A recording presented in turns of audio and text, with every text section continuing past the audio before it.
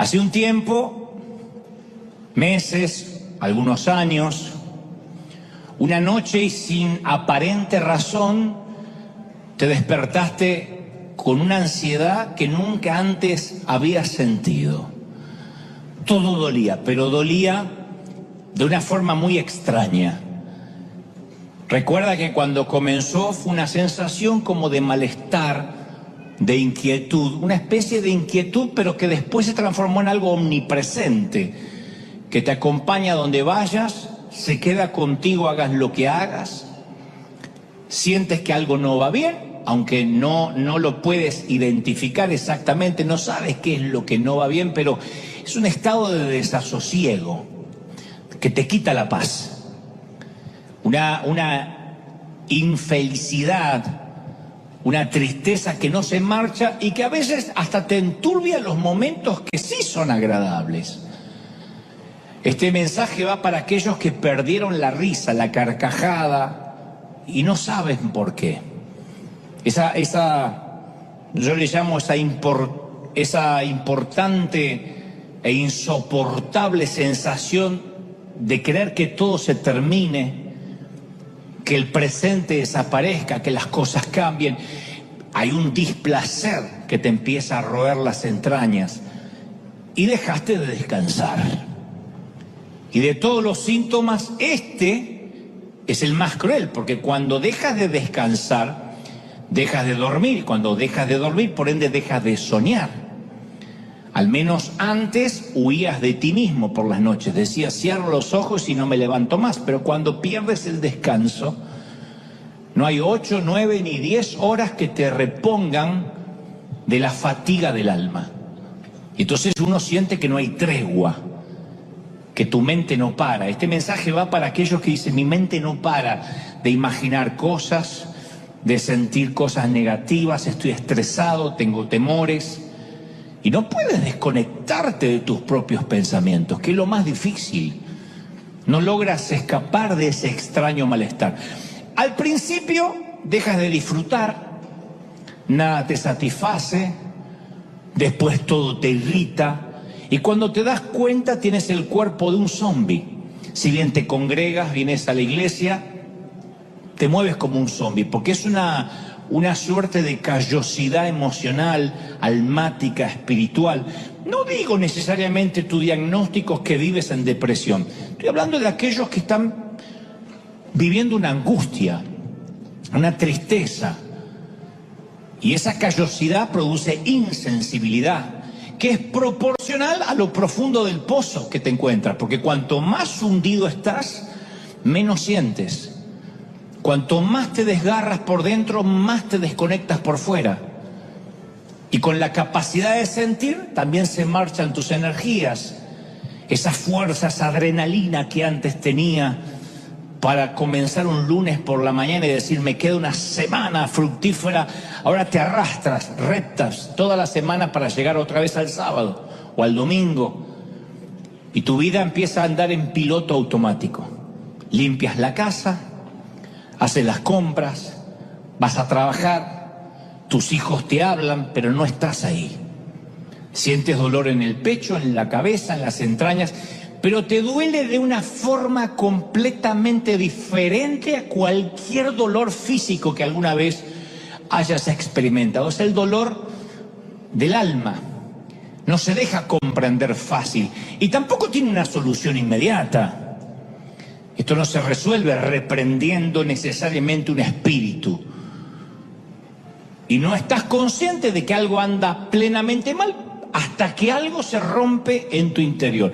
Y luego, una mañana como esta, una tarde, una noche, según como me estén viendo a la hora que sea en otras partes del mundo, oyes este mensaje y la sospecha que tenías se convierte en certeza. Diagnóstico: tienes el corazón partido. Cada cristiano tiene un llamado. Cada cristiano tiene un propósito. Y el enemigo tiene la enmienda de interrumpir ese llamado y ese propósito. El enemigo tiene la intención de frenar el impacto de lo que Dios quiere hacer a través de nosotros para que creamos que Dios nos abandonó. Pero los conflictos internos y el corazón partido son una confirmación de que eres llamado. Quiero que esto te lo grabes en tu corazón. Que te duela el corazón a veces, que a veces estés triste, es una confirmación que hay un propósito, porque el enemigo solo pelea con los que significan una amenaza. Él no pierde tiempo con los que no tienen propósito. ¿Estamos de acuerdo? Hay propósito. Como suelo decir, si tú no tienes un choque frontal con el diablo de tanto en tanto, es que se debe a que vas en la misma dirección que él. Uno tiene que chocar. Si uno no choca es porque él está contento contigo. Y dice, no, este no lo molesto de los míos. Pero si chocas contra él y de repente viene una tristeza que te embarga, no es que estás endemoniado, no es que te agarró un espíritu, significa que estás en buena compañía con Elías, con Moisés, con David y con tantos que en un momento se sintieron que no iban a poder alcanzar su propósito. Entonces el diagnóstico es una tristeza aguda que parece que no se va, un dolor en el corazón, una sensación de zozobra. Luego te hice ver o vimos juntos de que muchos pasaron por lo mismo y están pasando por lo mismo. Algunos simulan más que otros, pero la mayoría tiene o tuvo esas temporadas de tristeza. Porque hemos creído como que si alguien se deprime o está triste es porque no tiene fe, porque no ama a Dios. No, simplemente que son temporadas que tienen que pasar. Salomón dividió la vida en 28 tiempos, en 28 temporadas que no son las únicas. Pero entre esas temporadas está el tiempo de llorar, el tiempo de recoger cosecha y el tiempo de no recoger nada. Es parte de la vida. Entonces, en tercer lugar, yo quiero hablarte de las segundas opiniones. Porque yo sé que cuando alguien te da un diagnóstico, dice, me gustaría consultar segundas opiniones. Que es como otros ven la temporada que estás viviendo. ¿Y por qué viene a cuento una segunda opinión? Porque es muy común que cuando estamos atravesando este tipo de patología, aparezcan los chamanes caseros a decirnos qué debemos tomar, qué debemos hacer y cómo autocurarnos. Como nos pasaba cuando chicos, que las madres nos llenaban de medicamentos que por lo general estaban en la puerta lateral de la nevera y nos daban todo. Una vez que nos drogaban, que parecíamos Bob Marley, nos llevaban recién al médico. Y no le dejaba hablar al médico. Mi mamá decía, le traigo al nene, pero lo que tiene seguro es papera, que se complicó con la angina. El médico dice, ¿me deja diagnosticar a mí?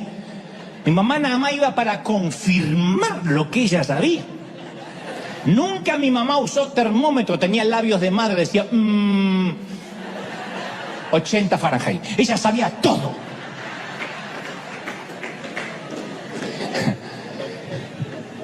Cuando se trata de una mamá lo tomamos con cariño. Cuando se trata de chamanes caseros respecto a lo que estamos viviendo nos lastiman.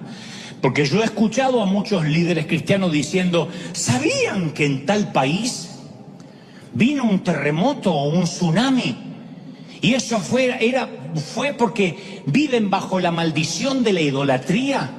Y por eso Dios mandó un tsunami. Pero casi no murieron cristianos.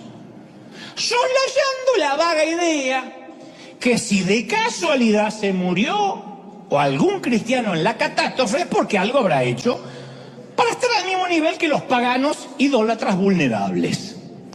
Una presunción casi ridícula, es como pensar que en el 9/11, en el atentado de las Torres, solo murieron impíos.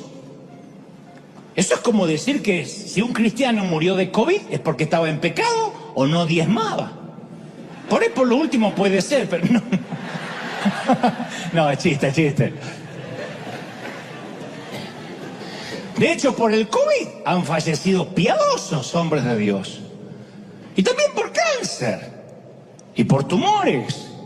Y hasta por accidentes. De otro modo, ¿qué quedaría para aquellas tragedias que involucran misioneros cristianos junto a sus familias? Conozco misioneros muy queridos cuyos hijos se han contaminado y han muerto por la radiación de Chernóbil. O sea, la fe en Dios no es un seguro contra tragedias. Pero la gente de la iglesia, que aquí entran las segundas opiniones, no ayuda, no ayudamos, porque no entienden la mayoría, ni les enseñaron a entenderlo. Entonces cuando estás triste no quieres contarlo porque lo primero que te dicen es que te pongas a orar, o que te pongas a cantar o a reprender, que está bien, tenemos que orar.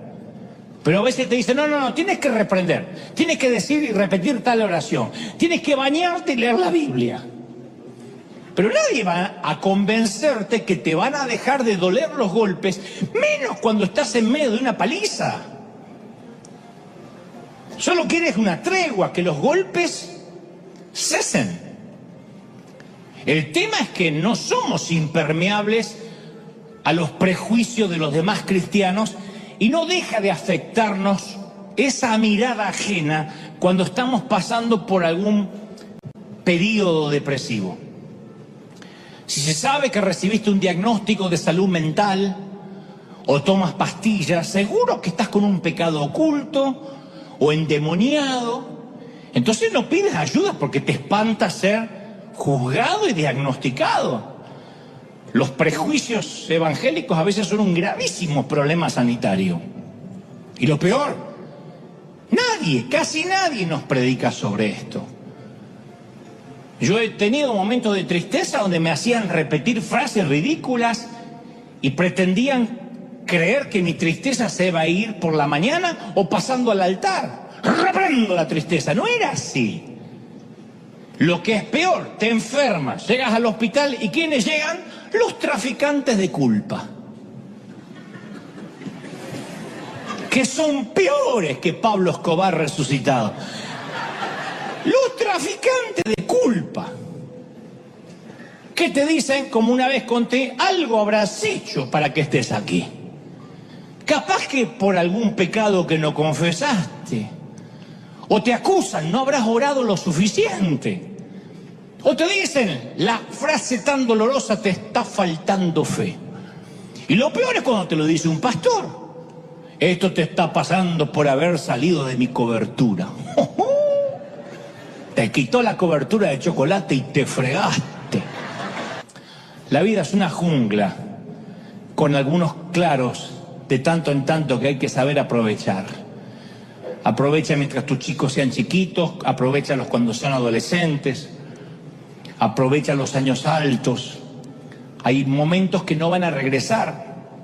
La vida son batallas, según lo que dijo el Señor, todo el tiempo con algunas treguas, unos momentos para meterte en la trinchera y en medio del barro, de las granadas enemigas que explotan alrededor, tratar de comer una barra de chocolate, tomar aliento para continuar la guerra. Eso es la vida. Yo sé que acá no hay muchos amén ni mucha gente empoderada, pero es la vida. Sin embargo, uno de los peligros de la marea baja, de esos momentos de oasis, es que podemos comenzar a pensar que nos lo hemos ganado.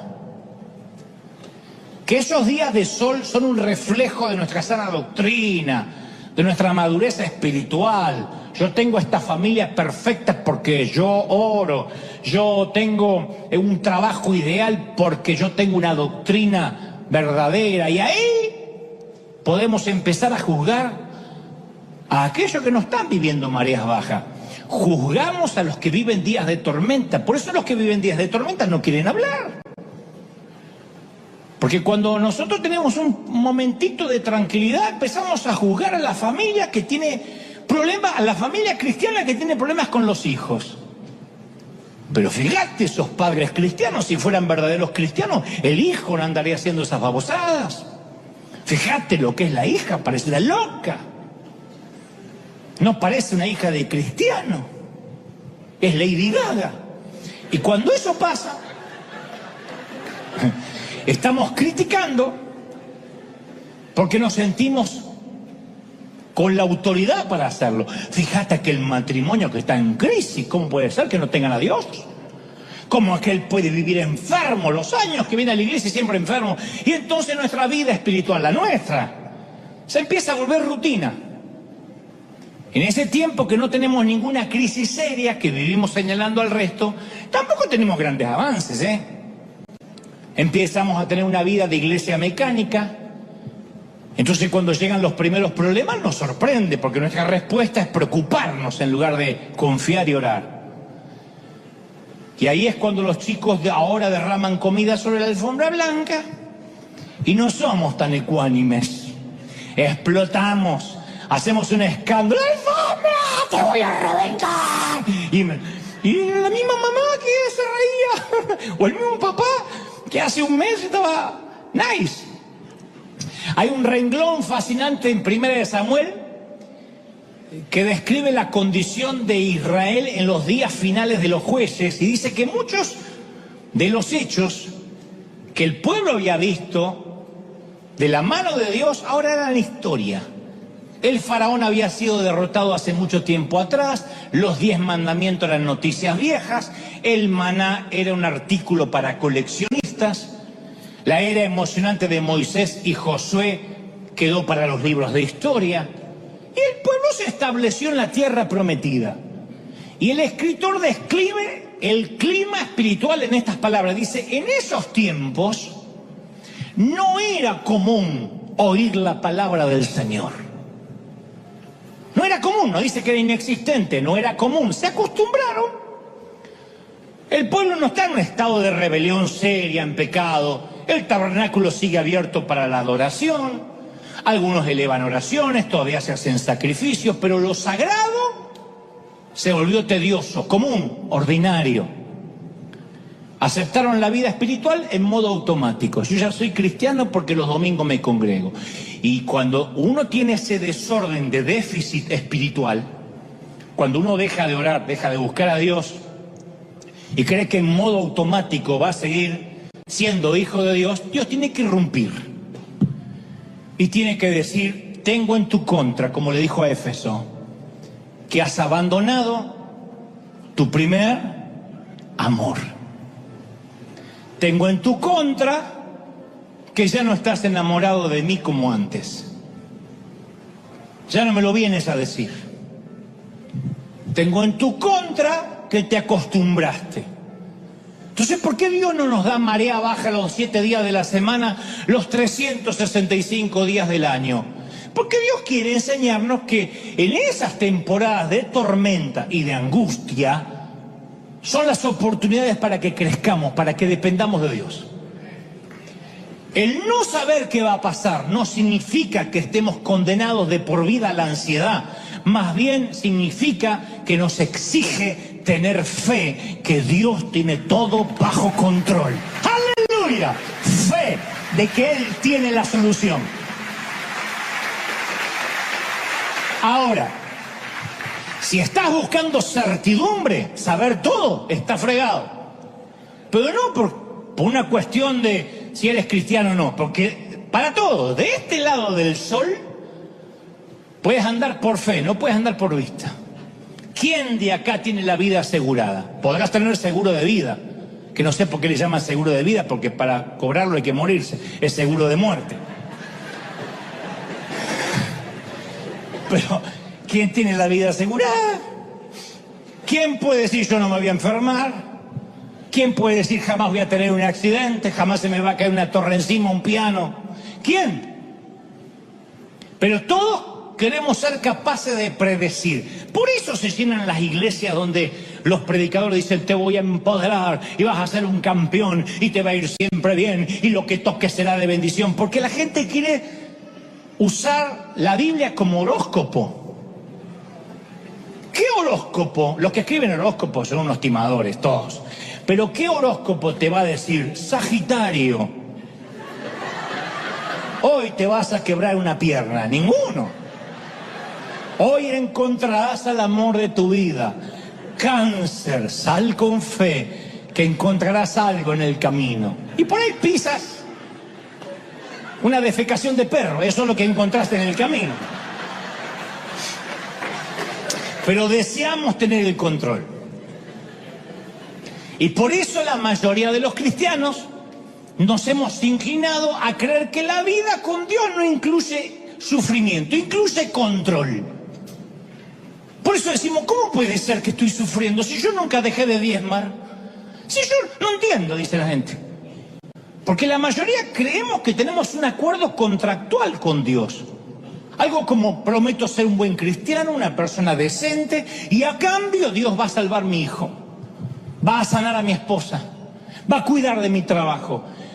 Pero cuando Dios no satisface nuestras expectativas, quedamos girando en un torbellino de preguntas, de perplejidad, de dubitación. Incluso cuando las cosas van mal, algunos se olvidan cuando las cosas le fueron bien. Yo me acuerdo de las palabras de José al faraón, cuando dice, después llegarán 7 años de hambre tan intensa que hará olvidar a todos de la prosperidad de Egipto. El hambre destruirá la tierra, faraón. La hambruna será tan grave que borrará el recuerdo de los años buenos. Que le pase a una nación está bien, tiene sentido. Que le pase a un hijo de Dios que se olvide todo lo bueno que Dios le dio por una temporada de invierno, es una ridiculez. Que de pronto me encuentren azúcar en la sangre, o me encuentren que tienen que tratar un tumor, o que tengo un problema en la dentadura, o que me duele la espalda, y eso haga que yo desconfíe de toda una vida de Dios, cuando me mantuvo y me sostuvo hasta acá, es una locura. José vio en su sueño ambas épocas, la abundancia y la escasez, y ambas bajo jurisdicción divina, ambas, Dios estaba sentado en el trono. ¿No es eso lo que Dios promete en Romanos 8:28? Y sabemos que los que aman a Dios, todas las cosas. ¿Qué es todas las cosas? El supermercado lleno y buscando empleo. Ayúdala bien, ¿cuántos lo creen? Todas las cosas. Entonces, Dios está en la quinceañera y en el panteón, en el cementerio. Si no, no tenemos vida, seríamos todos inmortales de este lado del sol. Dios está cuando buscamos empleo y cuando gastamos en un gran mercado. Pero el final es lo que redime una historia plagada de drama, como en las películas. Si no, ¿qué les queda para los cristianos en Irán, en Pakistán, en Uganda? Que difícilmente van a creer en una teología de prosperidad y de vida feliz. Nuestros chiquitos, nuestros huérfanos. Está bien, le damos comidas dignas, le damos un techo, pero ellos no sueñan con una suscripción de Netflix. No sueñan con comprarse un Tesla y si no se lo pueden comprar y no tienen un buen crédito, es porque Dios está tratando conmigo. Ellos lo que quieren es comer un poco más de arroz. Entonces el grave problema que algunos cristianos tienen es creen que la prosperidad material es la señal de la bendición de Dios. No, eso creemos los sonsos que alguna vez nos tragamos el sueño americano. No puedo pagar la hipoteca, Dios me dejó. La estoy pudiendo pagar, qué fiel es Dios. Y el que vive en un caserío, en un cordón de emergencia. Pero eso no es lo peor es cuando los que nos toca un tiempo de prosperidad, miramos con sospecha al que no está prosperando. Miramos con sospecha a aquel que llega en el auto todo desarmado, que hace pu, pu, pu, pu, pu, pu, pu. Estoy hablando de que de verdad estamos rotos por dentro algunos y a veces no tenemos la menor idea de cómo repararnos. No tienes la menor idea de cómo repararte porque te niegas a pensar que tienes una enfermedad y te avergüenza contarle lo que te pasa a otros cristianos, que esto es lo peor. Pero la padeces, estás triste. Y esto no se soluciona con un par de suturas, ni con que te oren, imponiéndote las manos. Ojalá fuera así de fácil. Con todo placer. En mi caso podría orar por todos aquellos que dicen yo tengo el corazón partido. Pero no lo es. Porque ¿cómo reparas algo que sabes que está dañado, pero no sabes cómo se dañó ni en dónde? Porque una cosa es decir, tengo el corazón roto por un desengaño amoroso, por una traición de un amigo, pero estoy hablando de la otra sensación, que puede tener o no razones su origen, pero aún así dice, yo no sé por qué estoy en este bucle de tristeza. Y dices, ¿cómo sé si tengo que rendirme a esta nueva normalidad o resistir y pelear? Porque a veces se siente como que estuviésemos condenados a vivir con nosotros mismos, cuando sabemos que nuestra mente es nuestra peor enemiga, la que continuamente cuando queremos descansar no nos da tregua. Y es un camino que termina siendo un sendero de oscuridad, sin señales, sin vistas panorámicas, sin destino claro, y un nubarrón gris que pulula nuestro cielo. Y no hay prótesis para un corazón que se ha hecho añicos. Ojalá también la hubiera. Pero hay un momento en que solo deseas una noche de sueño. Estoy hablándole a los que dicen, yo deseo una noche seguida de sueño, sin interrupciones, y lo que es mejor, que por la mañana tenga ganas de levantarme. Como cuando parecía que todo era feliz, como cuando saltabas de la cama, porque te puedes mudar, puedes cambiar de empleo, puedes cambiar de cónyuge, incluso de iglesia, pero a veces esa nube oscura no cambia, porque con el tiempo define tu cielo, define la forma en que vives, y es una agonía casi a nivel arterial. Literalmente, el síndrome del corazón partido existe. Es casi una presión arterial. Uno siente que está viviendo un invierno acerbo, áspero, interminable, como si nos hubiésemos mudado a la Antártida. Entonces, para todos esos que ahora se identifican con esta diagnosis, con este diagnóstico, va este mensaje. En segundo lugar, quiero hablarte acerca de los antecedentes en otros pacientes. Porque cuando uno tiene esta tristeza que no se va, uno tiende a pensar la falacia, la mentira, que uno es el primero. Pero no eres ni el primero ni el último. Lo que tienes es una condición humana, estás atravesando una temporada difícil, y esas temporadas difíciles, esos inviernos, no respetan la estatura espiritual de nadie. Muchísimos cristianos, héroes, íntegros, piadosos, han sufrido el síndrome del corazón roto. El profeta Elías en un momento teme por su propia vida, después ya no le importa su propia vida, y ora y dice, Señor, llévame a casa. Elías pedía la eutanasia, pedía que Dios lo matara. Llévame a casa, yo al final no soy mejor ni siquiera que mis padres. Por favor, toma mi vida. Y luego termina diciendo, todo lo que hice ha sido en vano. Primera de Reyes 19:4. Elías, el hombre de Dios que oró para que descendiera fuego del cielo, se siente tan deprimido que quiere morirse. Quiere que Dios lo mate. David estaba tan desalentado, habló del rey David, del salmista, que quería tener alas y volar como pájaro. ¿Quiénes no se han identificado con David? David lo dijo, ¿quién me diera alas como de paloma? Me iría lejos, viviría en el desierto, lejos de todo, dijo en el Salmo 55:6. Está de más preguntar, ¿quién no ha querido que le salgan alas para mandarse a mudar? ¿Quién no ha querido mandarse a mudar lejos? ¿Quién en la vida no ha dicho, ojalá pudiera, si tuviera dinero me tomo un avión y me voy a Alaska y vivo en un iglú? ¿No? Lejos de todo, donde no lleguen ni las suegras ni los diablos, que nadie encuentre dirección.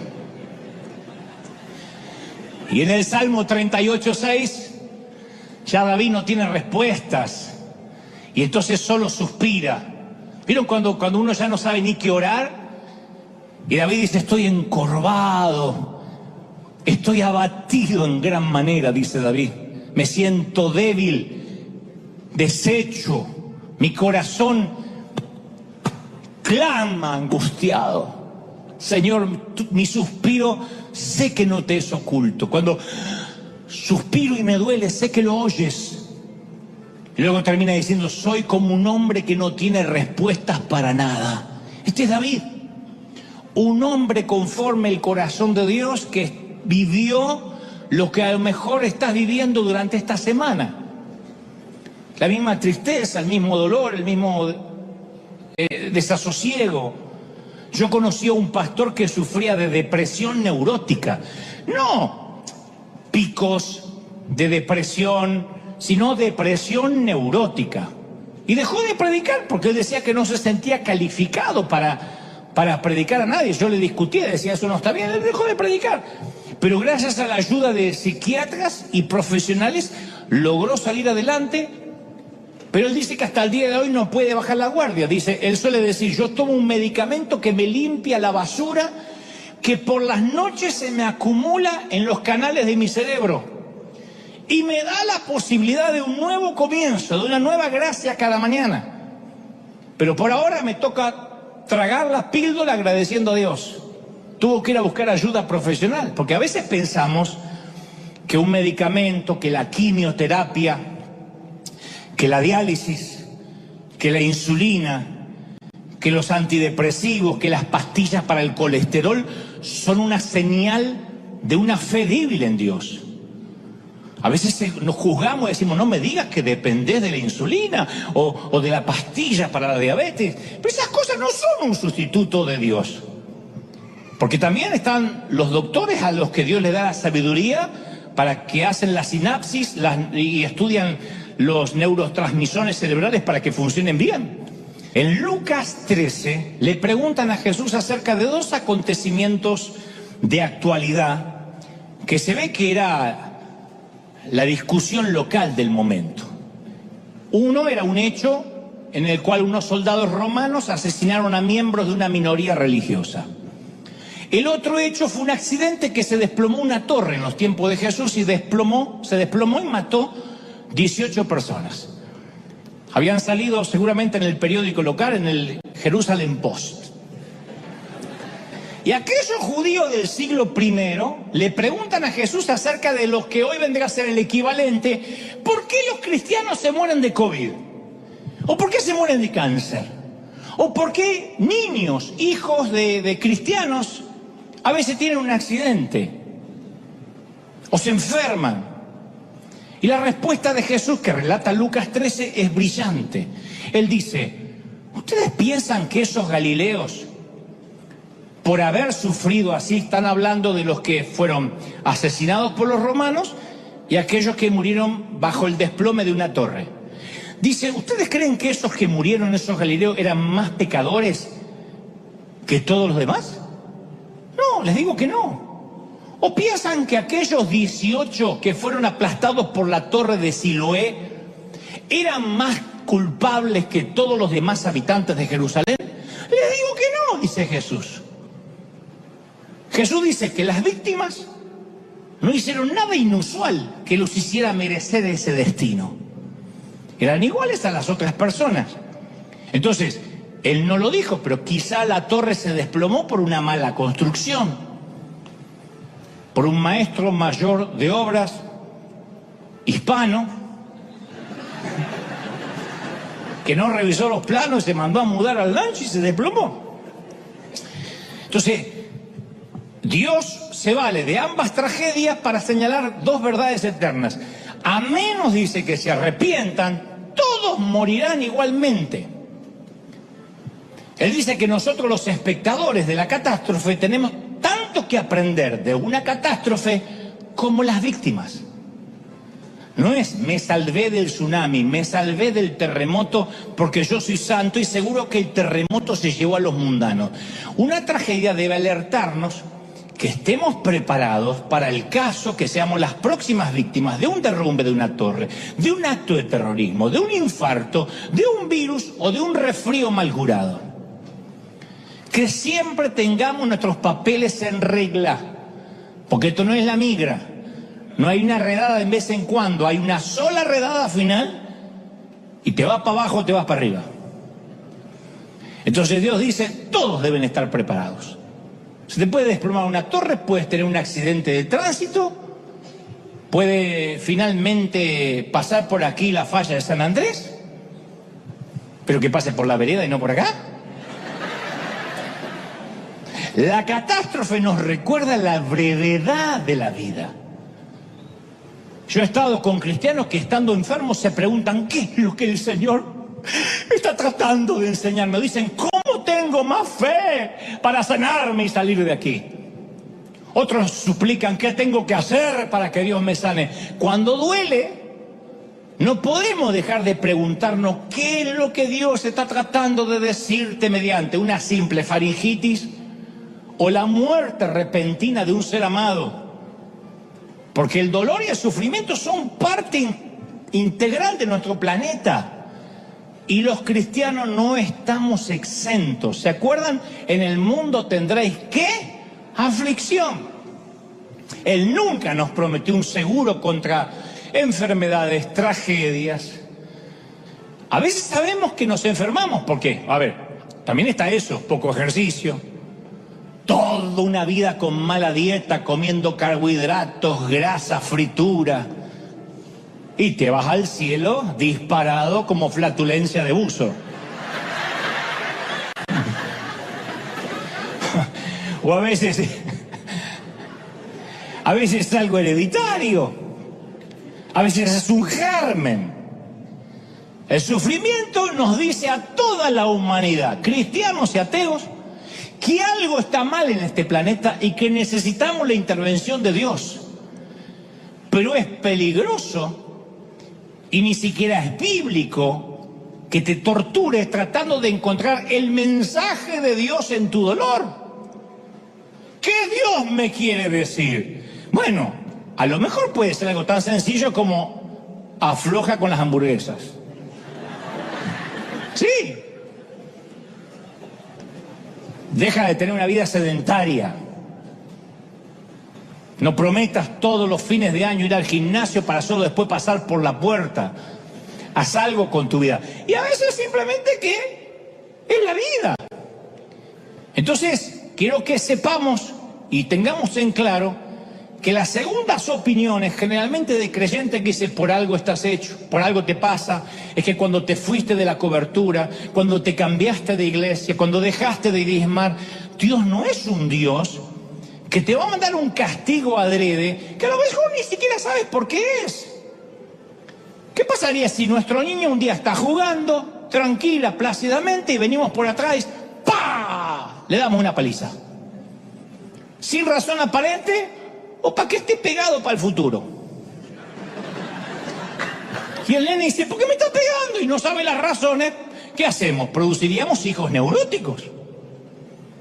Un hijo que no crece bien psicológicamente porque no sabe a qué es el castigo. Entonces, cuando uno trata de ver cuál es el castigo, es un error, es una falacia.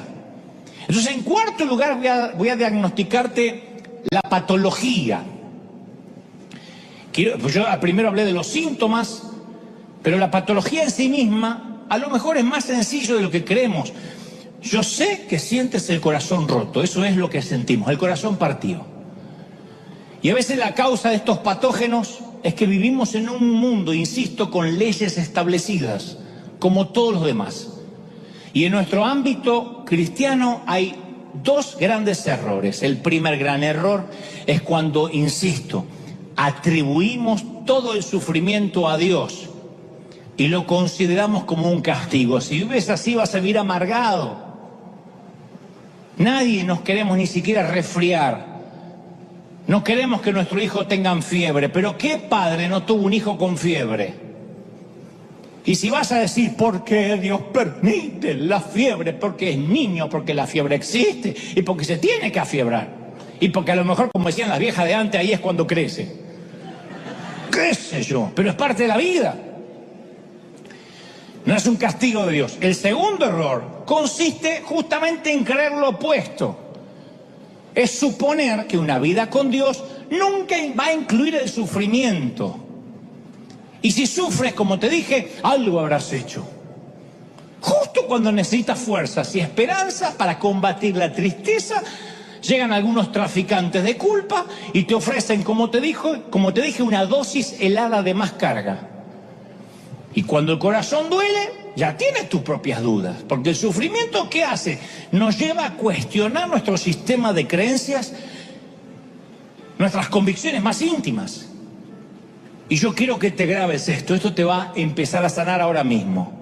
Dios ve todo. Dios ve todo. Dios ve tu dolor desde que empezó. Como te dije hace un par de domingos, estás en un ambiente controlado, lo creas o no. Dios dijo en Éxodo 3:7, ciertamente yo he visto la opresión que sufre mi pueblo en Egipto. Los he escuchado quejarse de sus capataces. Conozco sus penurias. Yo creo que Moisés estalló en llanto cuando oyó estas palabras. Porque el Creador estaba conmovido. Dijo, yo he visto, yo los he oído llorar. Y yo quiero que tomes esa palabra logos y la hagas un rema, una palabra puntual para ti. Dios me ha visto llorar por las noches. Dios me ha visto que no puedo dormir. Desde que empezó, Él está observando. Él lo vio. ¿Lo crees de verdad? Él lo vio. Lo ve. Sabe que algo te agobia. Y no sé qué sea, una larga enfermedad, una quiebra, un sufrimiento en la familia, confusión en cuanto a tu carrera, depresión inexplicable, una terrible pérdida, una ruptura. Yo quiero que hagas una pausa por un momento y oigas estas palabras que el Creador susurra a tu oído. No te angusties. Yo he visto tu corazón. Yo he visto tu corazón partido. Te he oído por las noches. Te he visto cuando te tiras a orar y no sabes qué decirme. Pero confía en mí. Yo sé lo que estás pasando y te doy mi palabra que me importas. Y me importas mucho y no voy a soltarte. Te estoy viendo, te estoy observando. No te voy a dejar. ¿Cómo te ama el Señor? ¡Aleluya! Tampoco la fe nos equipara, nos equipa y nos pone mágicamente dentro de un traje espacial herméticamente sellado, libre de gérmenes, para protegernos contra los peligros de la tierra. Porque eso nos impediría identificarnos con el mundo. ¿Cómo vamos a predicarle al mundo si nosotros no tenemos dolor ni sufrimos nada? Nuestros hijos son perfectos, nuestros cónyuges son perfectos, tenemos los matrimonios ideales, tenemos las mejores hipotecas, los mejores créditos, así cualquiera predica. No. Ese es un lujo que Dios no le permitió ni a su propio hijo. Sostener la idea que convertirnos en cristianos nos garantizará salud, prosperidad, es una falacia, es un embuste. Que quiero que seas próspero, claro, y yo también quiero. Que quiero estar sano, lo intento, trato, me cuido, oro. Pero no estoy exento a que una enfermedad llegue a mi cuerpo y algún día esa enfermedad crezca, sea gigante y sea el motivo de mi partida. De algún modo me tendré que ir. Y en quinto y último lugar, en los últimos minutos, quiero recetarte la terapia. Porque es más sencilla de lo que creemos. Es más sencilla de lo que podrían hablarnos por horas. Es vital que sepas que la profundidad del valle es una promesa de la altura de la bendición que está por venir. El camino de un valle oscuro siempre nos lleva a una escena elevada. Un lugar donde Dios nos va a bendecir, si no, no te permitiría que estés en un proceso. Los valles, ¿sabes por qué se define un valle? Por los montes que rodean el valle. Y es posible que ahora nos toque una temporada de valle, pero los valles no serían valles si no hubiese montaña que rodean el valle. Entonces nosotros a veces señalamos a nuestro hijo enfermo o con problemas, o a los papeles de divorcio, o a las muletas, o a las hambrunas, y decimos, esto no tiene sentido. Pero ¿será posible que exista alguna explicación a ese sufrimiento que no vamos a entender mientras que estemos aquí? ¿No creemos que las maravillas del cielo van a ser capaces de redimir una vida llena de dificultades? Dijo el Señor, el que quiera conservar la vida la va a perder. Pablo opina así en 2 Corintios 4:17, dice, ¿por qué es tan leve, hablando de la vida, es tan leve, tribulación momentánea produce en nosotros cada vez más excelente y eterno peso de gloria, de bendición, de montañas altas, esta leve vida. ¡Aleluya! Entonces el granjero que se ponga a llorar sobre las semillas enterradas tiene que recordar que no es tiempo de llorar, es tiempo de plantar.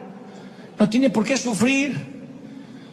Cuando el corazón está partido no es necesariamente un tiempo en que necesariamente tenemos que hacer algo que no veníamos haciendo. El tiempo del dolor es el tiempo para usar la fe, de confiar, de descansar, de tener esperanza, de decir esto es un leve tiempo, una leve temporada que va a pasar, es un proceso.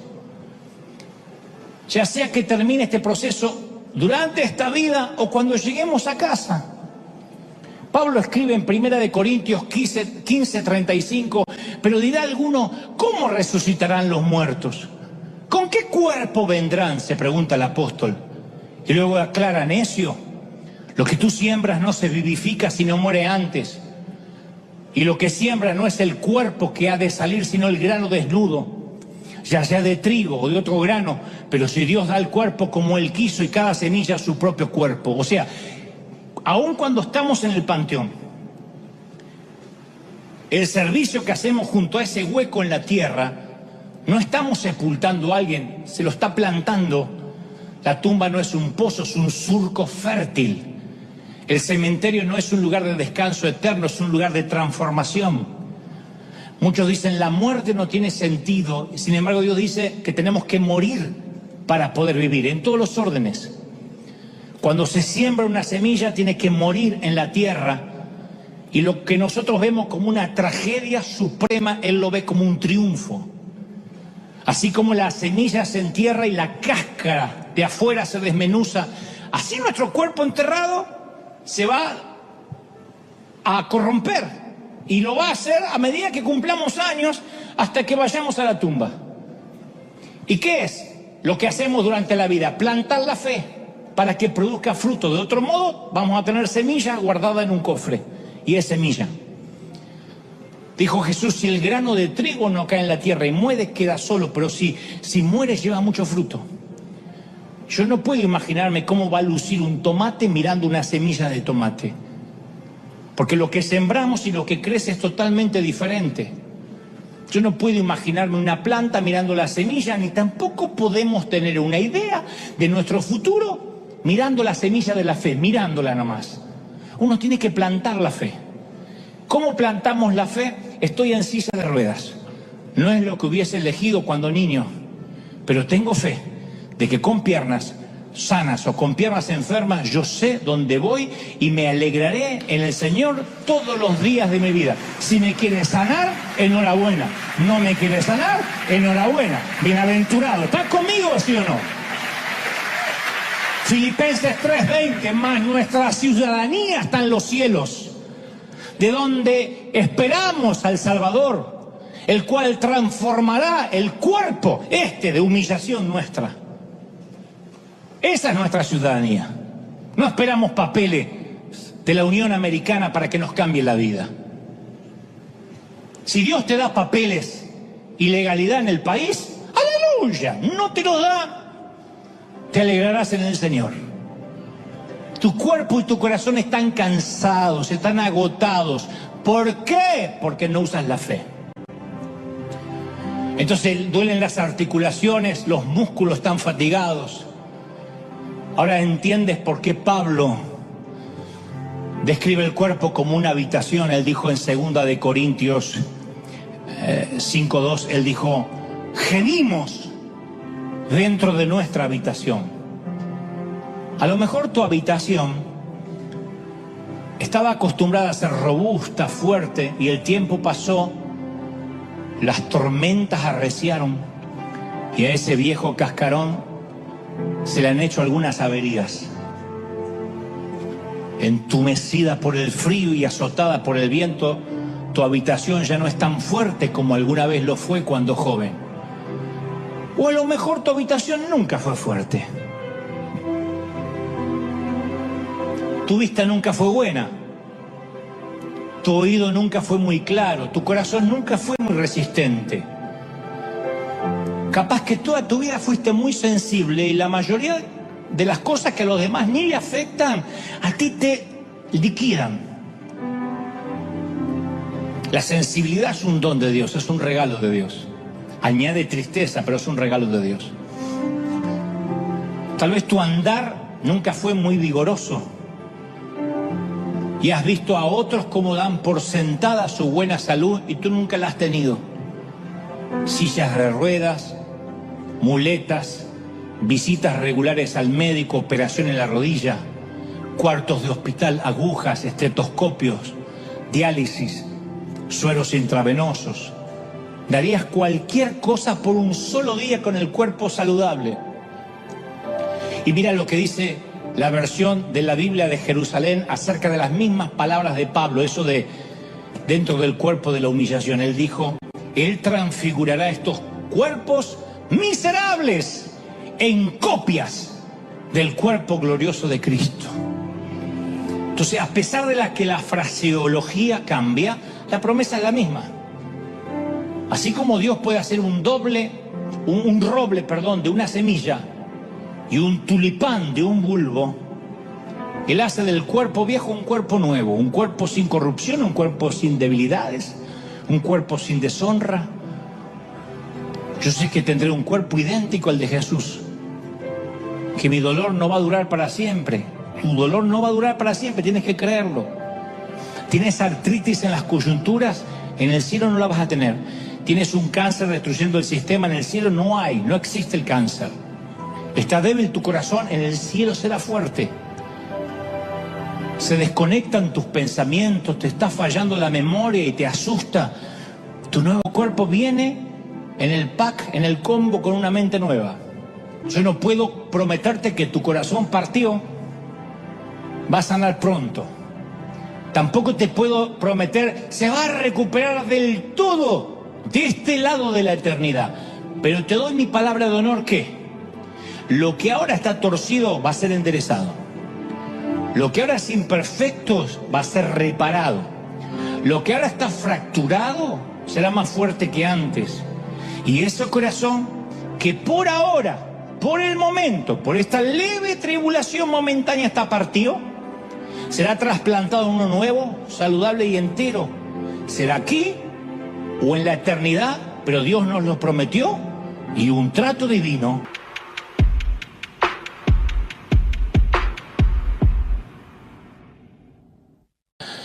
En otras palabras, cuando Dios te da algo, te da la capacidad para disfrutarlo. Si ahora te toca hacer colibrí, si hay una temporada en que tienes que remar y remar y remar y todavía no te puedes comprar la casa, te cuesta pagar los impuestos, la renta, el hijo no cambia el carácter, el matrimonio no está funcionando. Si te pasa eso, reconoce, me toca un tiempo de colibrí, me toca un tiempo de aletear. Y si no lo estás disfrutando, no finjas que lo haces. Aletea, mantente en el aire, que no es poca cosa. Sigue viviendo, mantente vivo, respira.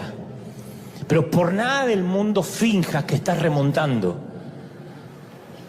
Cuando hablo de fingir que estás remontando como águila, hablo de repetir mecánicamente las cosas espirituales que memorizaste, aunque nunca las viviste. De sonreír a los vecinos cuando sales de casa, cuando acabaste de gritarle a tus hijos en la cocina. De asentir con la cabeza y decir amén a todo en lugar de hacer preguntas. De mostrar fortaleza donde tendrías que mostrar que estás roto y necesitas ayuda.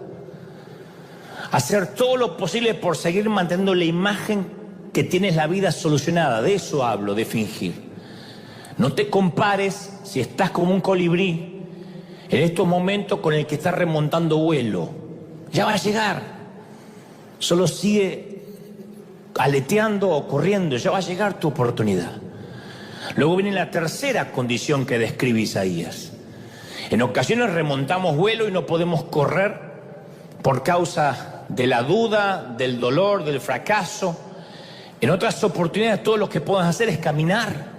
un pasito a la vez.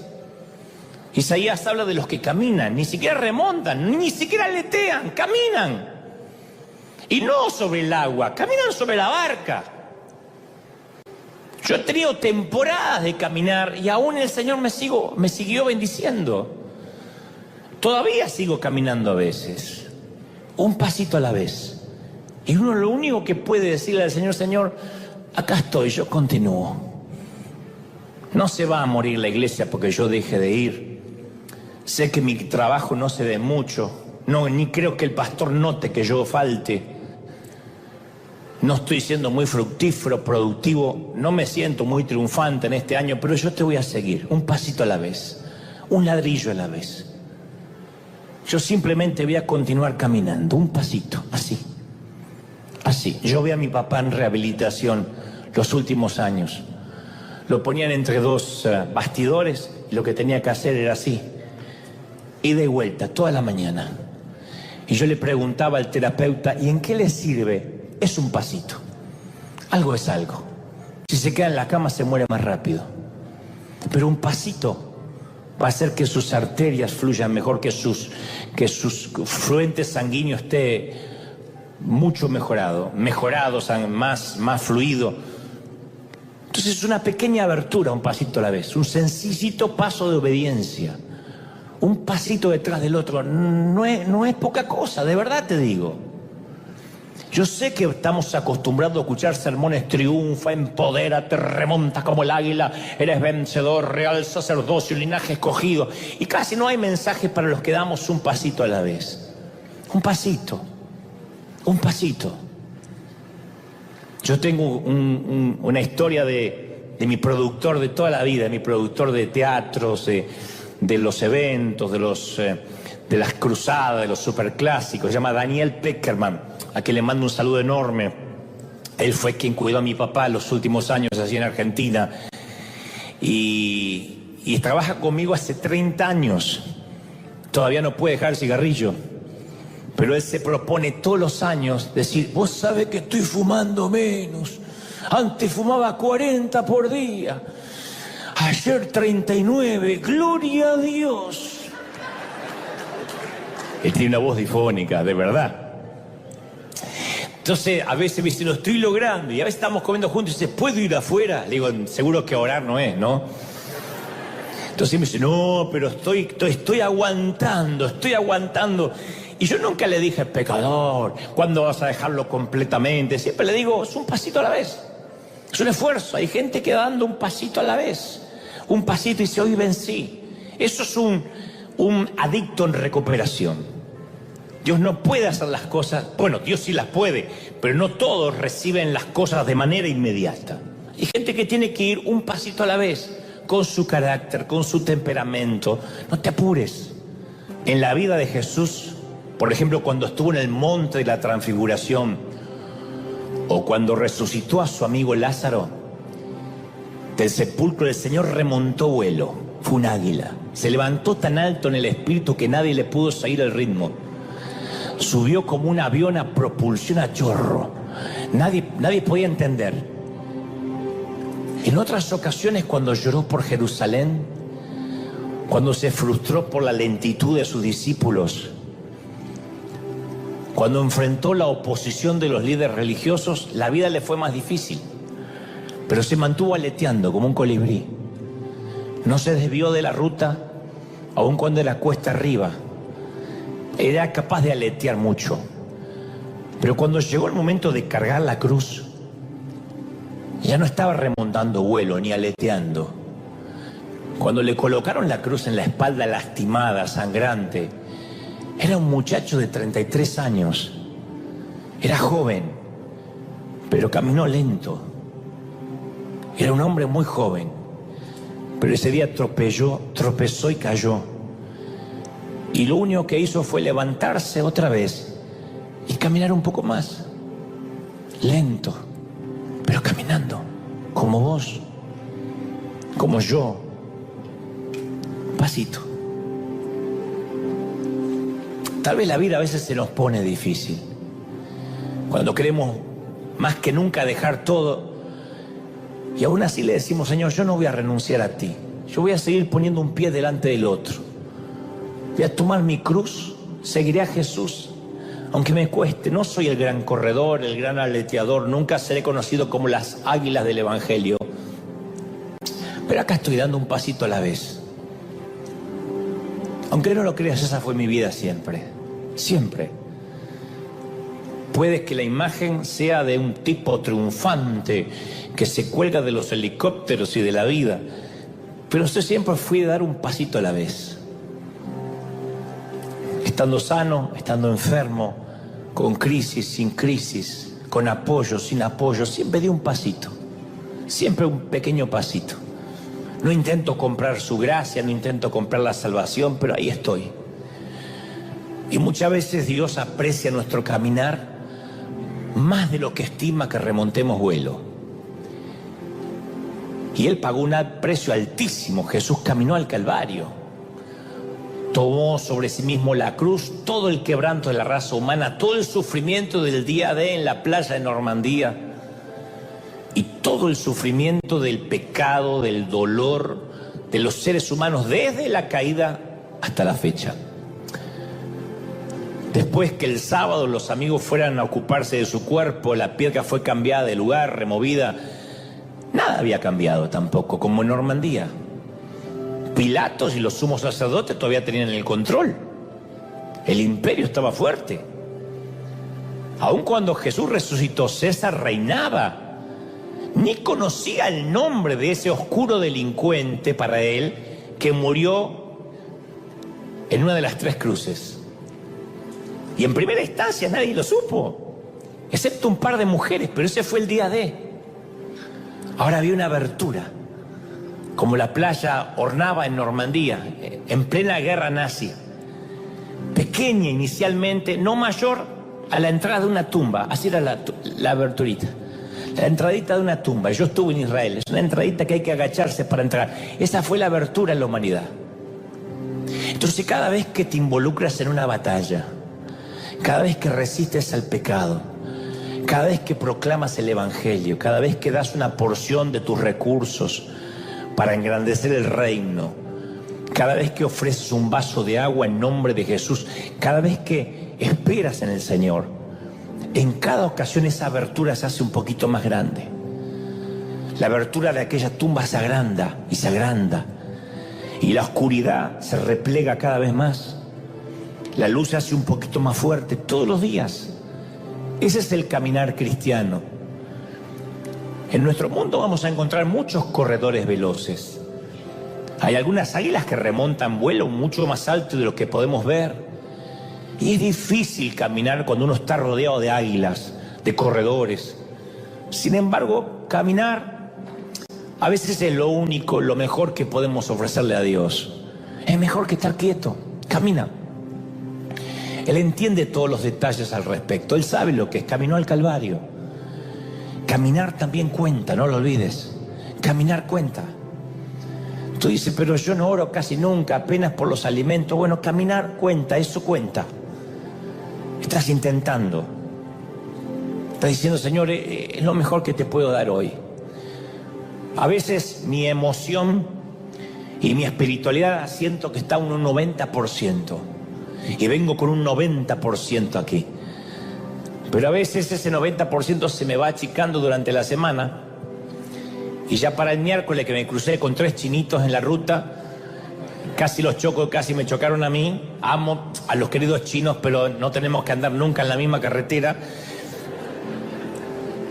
A veces ese porcentaje me baja un 20%, un 30%. Y a veces llego como te pasa a ti.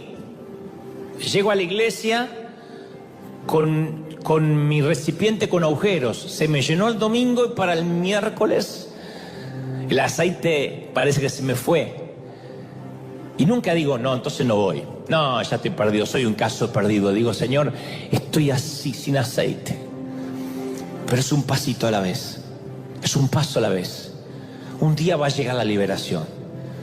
No nos equivoquemos, habrá muchas más batallas.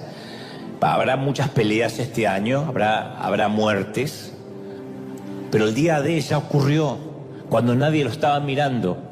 Al final de ese día todo habrá cambiado.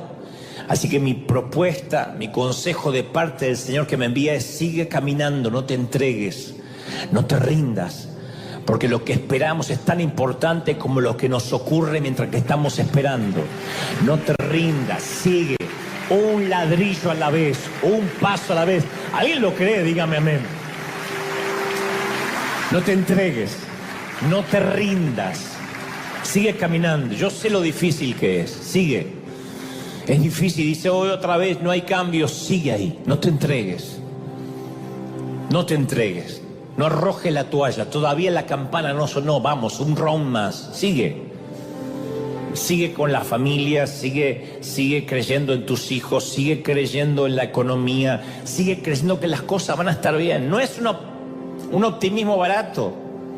Es decir, Señor, yo creo que si no miro para abajo y me concentro en ti, sé que voy a llegar. Jesús no le dijo, corre hacia mí, le dijo, solo camina hacia mí, tienes que caminar.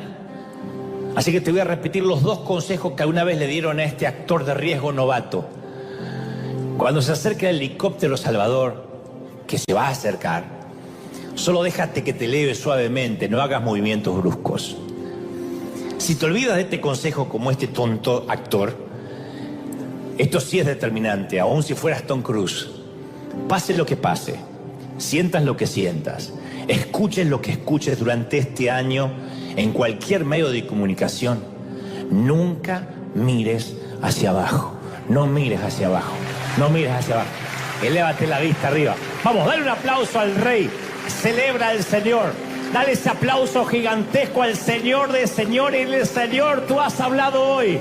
Si crees que Dios habló, que ese aplauso se escuche, vamos, vamos, que ese aplauso se escuche si crees que Dios te habló. Un paso a la vez. No mires abajo, no te entregues, bendito sea el Señor. ¿Cuántos lo creen? Díganme amén. ¿Cuántos toman la resolución este año de caminar hasta que puedas aletear, hasta que puedas remontarte en alas del Espíritu? El Señor me dice que vas a remontarte en alas del Espíritu, que este año vas a remontarte, va a ser difícil, pero Él te va a remontar. No vas a entender el favor, no lo trates de explicar. Solo un consejo, nunca, nunca, nunca te asignes ese favor. Nunca digas por mi trabajo duro, nunca digas por mi talento, es porque tengo papeles, es porque yo me lo gané, porque ahí vas a empezar tu caída.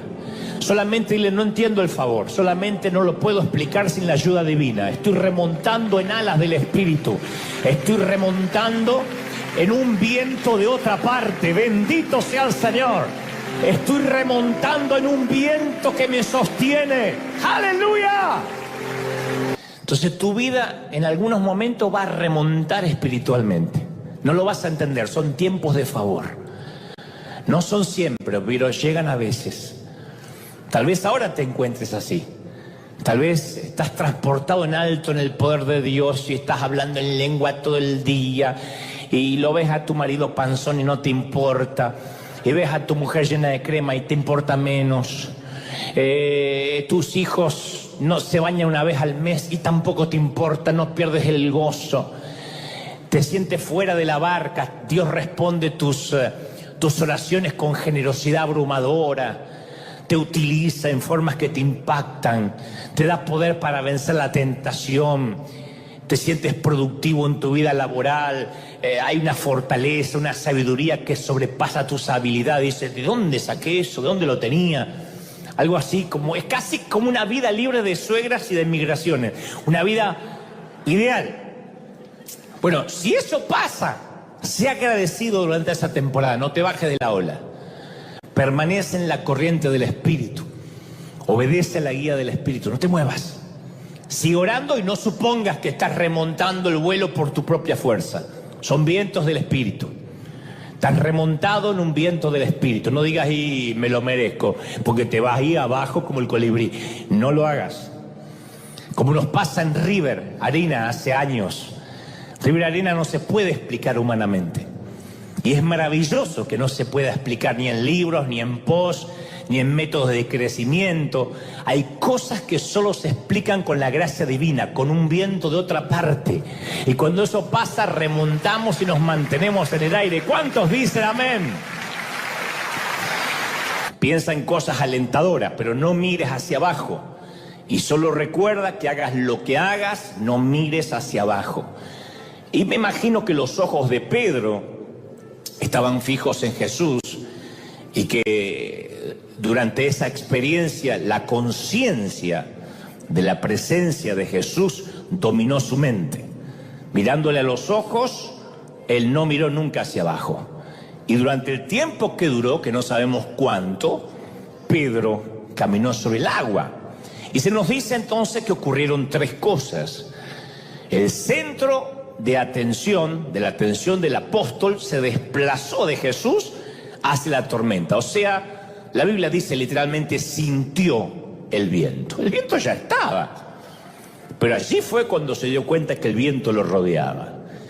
Y ese cambio de atención dio lugar a un conjunto nuevo de sentimientos, de pensamientos que se centraron en el pánico y la incapacidad. Dice la Biblia, y tuvo miedo. Esto, a su vez, interrumpió la capacidad de continuar confiando y caminando en el poder de Jesús. Porque la Biblia dice que comenzó a hundirse y clamó, Señor, sálvame.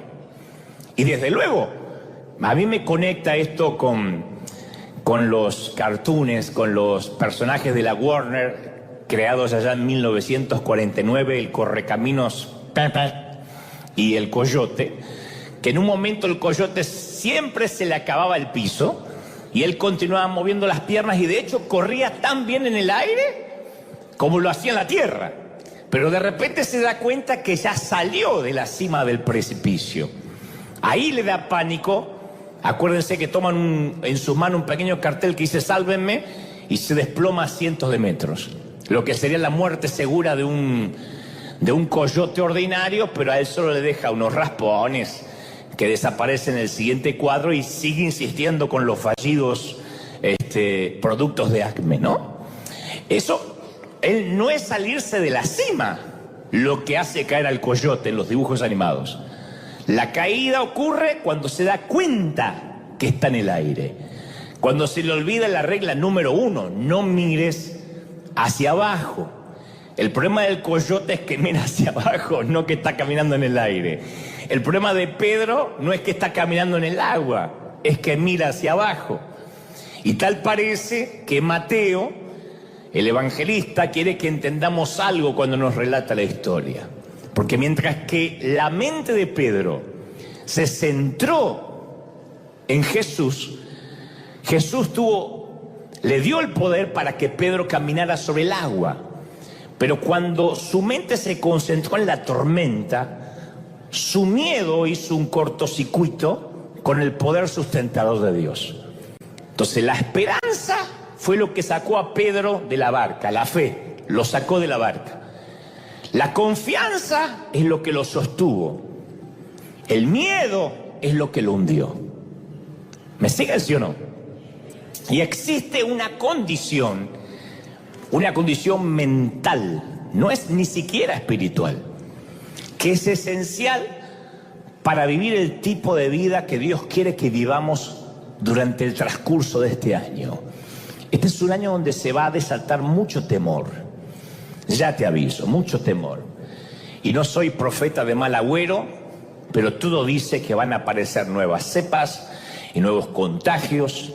Ahora dicen que este nuevo contagio es más leve, pero que viene y se hace más viral, y que vienen cosas peores, y que ya hay otro en África. Parece que se pelean las naciones por sacar nuevos virus, como si fueran nuevos automóviles. Entonces el temor va a estar más fuerte, el miedo va a hacer que las personas tengan inclusive impotencia para crear, para emprender, para soñar, para proyectar. Se va a meter en nuestros hijos, va a intentar meterse en nuestras familias, en nuestras iglesias. Eso es algo que viene. Proféticamente es un año de mucho miedo, donde los medios de comunicación no van a dar noticias alentadoras. Algunos van a claudicar, otros se van a mantener. Llámalo esperanza, llámalo confianza, llámalo seguridad, Pero hay una gran diferencia entre quienes van a seguir intentando, creyendo a Dios, y los que van a renunciar y se van a hundir. Cuando estoy hablando de hundir, estoy hablando a nivel salud, estoy hablando a entregarse a nivel económico, a nivel espiritual, y es cuando se pierde esa condición mental de la esperanza, de creer, es cuando nos empezamos a hundir, no cuando caminamos sobre el precipicio. No nos hundimos cuando caminamos sobre el agua, sino cuando nos damos cuenta que estamos sobre el agua, sobre el aire, como el coyote, y miramos para abajo. La esperanza es el combustible que hace funcionar el corazón humano.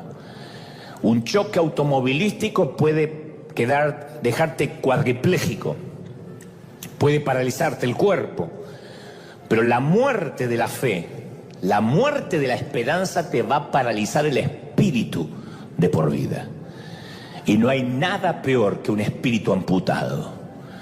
No hay nada más terrible que un joven con un espíritu amputado, que ya no quiere soñar, que ya no quiere creer, que no tiene esperanza, que cree que en cualquier momento se puede morir y todo se termina.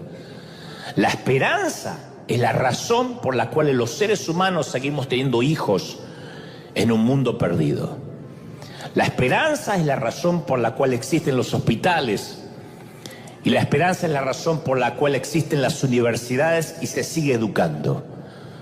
La esperanza es la razón por la que existen los terapeutas, las iglesias, los pastores, los curas párrocos, los rabinos, y la razón por la cual los Dorados de Sinaloa siguen entrenando. La esperanza es lo que dice, quizá esta pueda ser la temporada. Pero si uno la pierde automáticamente la visión del futuro. Su espíritu, insisto, queda amputado. Ningún compositor sufriría por una partitura, en escribirla agónicamente, si no sintiera la esperanza de una pequeña luz de belleza que va a surgir de esa lucha. Ningún padre sufriría por su hijo, trabajaría por él, estaría alentándolo a su lado mientras tiene fiebre, sin la esperanza de que un día este niño va a vivir una vida más noble y más feliz que él. Y la historia de cada personaje en la Biblia es el relato de la esperanza de no mirar hacia abajo, de no entregarse. La esperanza hizo que Abraham dejara su hogar. La esperanza es lo que hizo que Moisés desafiara a un dictador, a Faraón. Entonces podemos sobrevivir la pérdida de un número extraordinario de cosas. Puedes perder las piernas y estar confinado en una silla de ruedas o a muletas. Puedes perder los brazos, las extremidades, pero no puedes nunca permitir que te amputen el espíritu, ni a través de los medios de comunicación, ni lo que diga el presidente, ni lo que digan los dictadores de turno. Nadie nos puede amputar la esperanza. Porque el día que muera la esperanza y la fe, estarás muerto en vida. Cuando se pierde la esperanza y la fe, estamos acabados. No hay más nada que hacer. Y la Biblia a menudo habla de esto en términos de no pierdan el ánimo. Dice la Biblia, no pierdas el ánimo. Y yo quiero contarte un secreto que a mí literalmente me resolvió la vida. Dios nunca va a llamar a las personas a que bajen de la barca para que se hunda. Nunca. No obstante, va a ocurrir a veces.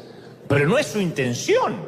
Tu llamado nunca va a ser una trampa para que fracases. Dios nunca te va a llamar para ridiculizarte. ¿Por qué? Porque es un papá. Y los que son papis y mamis saben que lo último que haría un papá y una mamá es ridiculizar a un hijo. Jamás avergonzaríamos a un hijo, nunca. Y nos molesta si alguien se burla o le hace bullying. Entonces Dios jamás nos llamaría para avergonzarnos. Tenemos que quitarnos esa imagen de que Dios te va a avergonzar en público. Eso no hace un padre, jamás. Moisés envió a 12 exploradores a inspeccionar la tierra prometida y que observen sus enemigos. Regresaron 10 y dijeron, de la gente de allí son como gigantes, mejor nos volvemos a casa porque nos van a liquidar. 2 de ellos, Josué y Caleb, dijeron, debemos subir poseer la tierra, porque con toda certeza podemos hacerlo. Los 12 miraron la misma tierra, enfrentaron la misma situación, alcanzaron conclusiones diametralmente opuestas, en las antípodas, pensaban diferente. Otra historia, un joven pastorcito lleva comida a sus hermanos que servían en el ejército. El gran campeón de sus enemigos, un personaje sacado de la Federación Mundial de Lucha Libre, los provocaba. Todos los soldados estaban aterrorizados de miedo. Ninguno quería pelear con él y se desanimaron. David lo vio y fue con una onda que dijo: ¿quién es esta bola de grasa para atentar contra los escuadrones de Israel? Otra historia. Jesús y sus discípulos estaban en una barca cuando llega la tormenta. Los discípulos estaban tan asustados que se convencieron de que iban a morir, perdieron la esperanza, con pánico, se desanimaron. Jesús se sentó en la misma barca, capeó la misma tormenta y tomó una siesta. Y en todas las historias que te cuento, hay dos conjuntos de personas que enfrentaron la misma situación. Algunos pensaron que iban a morir, otros pensaron que se iban a hundir. Exploraron la misma tierra prometida, enfrentaron al mismo enemigo, soportaron la misma tormenta. Unos respondieron con paz y otros respondieron con pánico. Unos se desanimaron y otros cobraron ánimo. Ahí es donde notamos que el optimismo, que la confesión positiva y la fe o la esperanza no es la misma cosa. El optimismo te dice: todo va a mejorar, todo va a estar bien, todo va a estar bien, todo va a estar bien, pero te estás hundiendo como el coyote, o te estás cayendo. La esperanza incluye todas las ventajas psicológicas del optimismo, pero está fundamentada en algo más profundo. Cuando tengo esperanza, cuando tengo fe, creo que Dios va a usar todas las cosas, las va a redimir, a pesar de que estén saliendo mal. De alguna forma soy el muchacho de la película y voy a ganar. Alguien tiene que aplaudir más que eso si lo crees. De alguna forma voy a salir de esto. La esperanza no me evita esperar lo peor. Primera de Tesalonicenses 4:13 dice: los que tienen esperanza están preparados para las cosas malas. No me evita lo peor. Entonces en casa no me voy a enfermar. Entonces tú dices que nunca voy a tener un accidente. No te evita lo peor. Y por eso quiero que meditemos un poco acerca de lo que significa, aunque venga lo peor, no perder la esperanza, aunque camine sobre el precipicio. Tener la mente cultivada en el famoso pasaje: todo lo puedo en Cristo que me fortalece. Todo, no algunas cosas, todo lo puedo en Cristo, todo lo puedo en Cristo. Di conmigo: todo lo puedo en Cristo que me fortalece. ¡Aleluya! ¿Qué hay que hacer? A ver, para desarrollar mentes que se centran en Cristo, aun cuando estamos caminando sobre el precipicio. ¿Cómo hacer? Yo te puedo dar cátedra porque tuve que aprender con muchos golpes, con muchas hundidas, como el coyote. Yo creo que era como el coyote o compraba en Acme. Así es como somos capaces de concentrarnos en el Salvador más que en la tormenta. Y yo quiero presentarte dos leyes que operan en nuestras vidas. La primera es la ley del conocimiento. Somos lo que pensamos, no hay otra, gente. Mis queridos, somos lo que pensamos. Estar lleno de confianza o de temor depende de la cantidad de pensamientos que habitualmente ocupan nuestras mentes. La forma en que pensamos define nuestras actitudes, moldea nuestras emociones, gobierna nuestra conducta, influencia nuestro sistema inmunológico, nuestra vulnerabilidad hacia la enfermedad. Todo lo que está relacionado con nosotros fluye a medida que nuestra mente va creciendo o decreciendo, de la manera en que pensamos. Pablo en Romanos 12:2 dice: no se amolden al mundo actual, sino que sean transformados mediante la renovación de la mente. Y Jesús dijo que un buen árbol no puede producir un mal fruto. y que un mal árbol tampoco puede producir un buen fruto.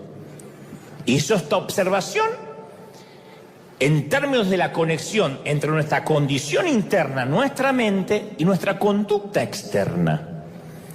A largo plazo, el buen pensar, es decir, las percepciones precisas, la fe, las emociones saludables, los deseos íntegros, las intenciones honorables, no van a producir malos resultados en nuestra vida. Y el mal pensar no va a producir buenos resultados.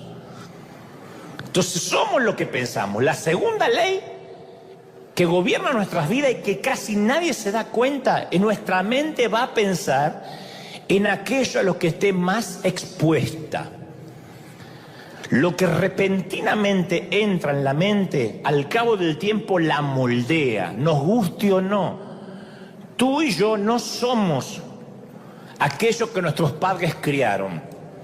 Somos lo que la mente fue adquiriendo desde la niñez hasta esta vida adulta. Y eso se expresa en la manera que hacemos las cosas, en quienes nos vamos convirtiendo. La ley de la exposición es tan inviolable como la ley de la gravedad. Yo arrojo este vaso al piso y nadie se sorprendería que se cae, porque todos sabemos que la ley de la gravedad funciona. Nadie se sorprende. Sin embargo, para el asombro, hay gente que reacciona con conmoción a la ley de la exposición. La gente se sorprende que aquello a lo que se expone, el paso del tiempo resurge en la forma en que se sienten y cómo ven las cosas en la vida. Nuestros niños están expuestos a miles y miles de actos violentos y explícitos en los medios de comunicación, en las redes, en los celulares, en los jueguitos. Los videojuegos son gráficamente violentos. Pega un vistazo a lo que juegan tus hijos y vas a ver que es matar, quemar, desmembrar gente, zombies, criminales, animales, gente común. Y luego actuamos con sorpresa cuando se inicia una pelea en las tribunas de un equipo de fútbol, o en una disco, o cuando los tiroteos en las escuelas dejan devastada una nación. ¿Cómo los niños van con armas? Si están entrenados mentalmente para matar. Zombies, gente, hay un jueguito que literalmente es ir con un auto e ir matando peatones por la calle para ganar puntos. Entonces, nos hace falta voluntad y la restricción para crear una sociedad que produzca mentes que no estén saturadas con violencia desde que nacen. Estamos inundados de imágenes sexuales en televisión, en internet, en celulares, en laptops. Ya no hay filtros que las controlen. Un niño de 10, 11 años ya vio más pornografía que lo que un adulto en nuestros tiempos pudo haber visto a los 30 años. ¿Por qué? Ya nadie busca la pornografía los encuentra. Y las imágenes sexuales explícitas no solo se envían a adolescentes, sino a niños que no tienen oportunidad de protegerse de algo que todavía sus mentes no pueden digerir. Eso se llama perversión, desviar el uso natural de algo o de alguien. Y luego nos impactamos cuando los niveles de promiscuidad y adicción sexual se elevan y se embarazan niñas de 13 años. A mí me sorprende cómo algunos piensan o viven como si pudieran salirse con la suya al violar la ley de la exposición. Hay gente que dice, no, yo veo algunas películas, yo observo estas imágenes, escucho palabras perversas, pero no me afectan. Yo sé retener lo bueno. Y aparte no les pongo atención, a mí esas cosas me entran por un oído y me salen por el otro. No es así. Si el número suficiente de chicas adolescentes ven el número suficiente de portadas de revistas, que incluyen el número suficiente de modelos cadavéricas, que se le pagan cifras inverosímiles para parecer artificialmente delgadas, llenas de Photoshop, y luego citarlas como experta de lo que hay que hacer para que la vida valga la pena. Vamos a crear una generación de mujeres jóvenes cuyas mentes siempre estén ocupadas en pensamientos como: no soy bonita, no soy delgada, no soy deseable para los hombres, mira qué gorda que estoy, tengo que dejar de comer, voy a comer y voy a vomitar. Como la frase de la película El diablo viste en Prada: estoy solo a una diarrea de mi peso ideal. Porque eso es a lo que están expuestas. Una nena de 11, 12 años que está pendiente de su cuerpo, la hemos perdido. Tendría que estar jugando con muñecas. Tendría que estar preocupada de cualquier cosa, menos en cómo le queda la falda. Tiene 11, 12. Y si está preocupada a esa edad es porque estuvo expuesta. Eso se llama la ley de exposición. Y sus sentimientos de estima se desploman. Y esto no debería sorprender a nadie. Las actividades a las que asistimos, el material que leemos o el que no leemos, la música que escuchamos, las imágenes que vemos, las conversaciones que mantenemos, los sueños que tenemos cuando estamos despiertos, todos terminan moldeando nuestra mente, nuestro carácter, nuestro destino. Si todo el día estás pensando en sexo, eso será tu mente, un depósito de lascivia. Y no me estoy volviendo viejo, pero algo sé de la vida y sé lo que la mente puede causar. Isaías 26:3 dice: tú guardarás en completa paz a aquel cuya mente en ti persevera, cuyo pensamiento en ti persevera. Entonces todo depende de dónde está puesta nuestra mente o con qué la estamos alimentando. Vamos e invertimos una fortuna en comida balanceada para el perro, pero alimentamos nuestra mente con basura en Netflix o Amazon o cualquier estupidez que pueda aparecer por ahí. No digo que esté mal el streaming, digo que si no somos selectivos a la hora de cómo vamos a alimentar la mente, le estamos dando chatarra. Y después vienen las pandemias, y después vienen las crisis, y después vienen los problemas, y claro que nos hundimos si la mente ha estado expuesta a todo tipo de basura y no hay depósito de donde el Espíritu Santo pueda acceder y trabajar. Y una vez que nuestra mente está centrada en Jesús, hay otro gran secreto para no hundirnos en la tormenta. Una vez leí un clásico libro llamado Las Crónicas del Circus, El secreto de los trapecistas. Leí un dato muy curioso y es acerca de la relación especial que tiene que existir entre el acróbata y el receptor, o sea, quien lo atrapa. Siempre hay dos.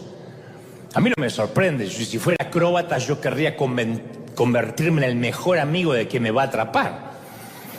Haría mi mejor esfuerzo para que no hubiera ningún resentimiento entre nosotros.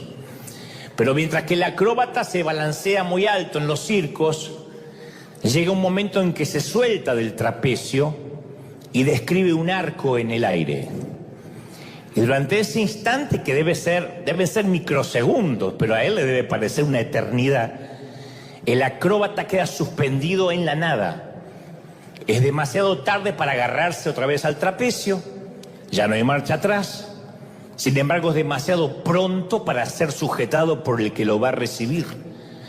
Y el acróbata no puede acelerar la recepción. Y en ese momento su único trabajo es quedarse tan quieto y estático como le sea posible. El acróbata, dice el narrador, jamás debe tratar de recibir al receptor. Debe esperar con absoluta confianza. El receptor lo va a atrapar, pero él tiene que esperar. Su trabajo no es agitar las manos. Si lo hace, podría propiciar su muerte, tal como me aconsejó el piloto del helicóptero, y que yo no hice caso. Déjate atrapar y por nada del mundo mires hacia abajo. Este es el trabajo más difícil de todo, esperar. esperar que pasen los síntomas, esperar que pase la enfermedad, esperar que pase la crisis del divorcio, esperar que salgan los papeles, esperar por migración, esperar que la suegra se vaya. Es lo más difícil. Puede que ahora estés viviendo un momento vulnerable. Puede que hay personas aquí que hoy tengan que soltar aquello que Dios te pidió que sueltes cuando terminaba el año que se fue, pero no sientes todavía que la mano de Dios te está agarrando.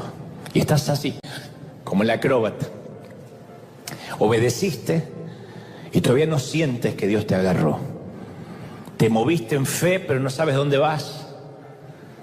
Hay personas que han tomado decisiones en fe, en obediencia, han dado una siembra financiera y todavía no vino la provisión.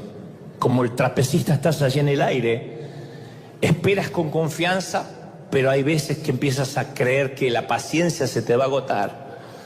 A mí me gusta la imagen de Isaías 40:30 que dice: aún los jóvenes se cansan, se fatigan, los muchachos tropiezan y caen, pero los que esperan, los que confían en el Señor, alguien tiene que decir amén. Los que esperan renovarán sus fuerzas, dice. Volarán como las águilas. Ah, me gusta eso. Correrán y no se fatigarán. Caminarán y no se cansarán. Y en algunas veces remontamos los cielos y volamos como las águilas. Esa es una hermosa imagen de Isaías. Los ornitólogos dicen que las aves tienen 3 métodos de vuelo. A mí me fascinó esto el día que lo descubrí. 3 métodos para volar. Solo 3. El primero es el aleteo. Es decir, mantener las alas en constante movimiento para contrarrestar la fuerza de gravedad. Esos son los colibríes, por ejemplo, si lo han visto. Los colibríes pueden aletear hasta 70 veces por segundo. Porque continuamente mueven las alas. Aletear es lo que los mantiene en el aire, pero implica un esfuerzo. Yo creo que los colibríes llegan a la casa y le dicen a doña colibrí: no me hables porque aleteé todo el día. No tengo ganas de hacer nada. Aletear es un asunto poco elegante, porque aparte es burdo. Yo suelo invertir en la vida mucho tiempo aleteando. Yo aleteo mucho. Me lleva de un lado a otro, pero no hay mucha elegancia implicada en el aleteo. Un segundo método es planear. Las aves alcanzan suficiente velocidad y altura y se deslizan en una corriente descendente.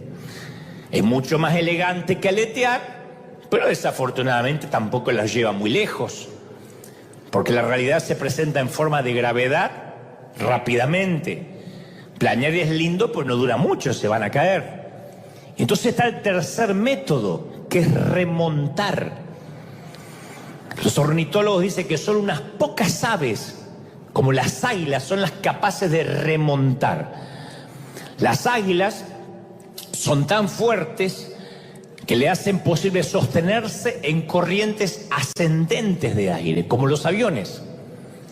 Entonces, en vientos térmicos que ascienden en forma vertical desde la tierra, la manera que tienen ellos es no mover una sola pluma y pueden remontarse a grandes alturas y se mantienen sin aletear. Tampoco están planeando para abajo. Se midió que las águilas alcanzan una velocidad de 120 kilómetros por hora sin hacer un solo aleteo. Se remontan en columnas invisibles de aire ascendente. Isaías dice que de los que esperan en el Señor habrá ocasiones que van a remontar vuelo.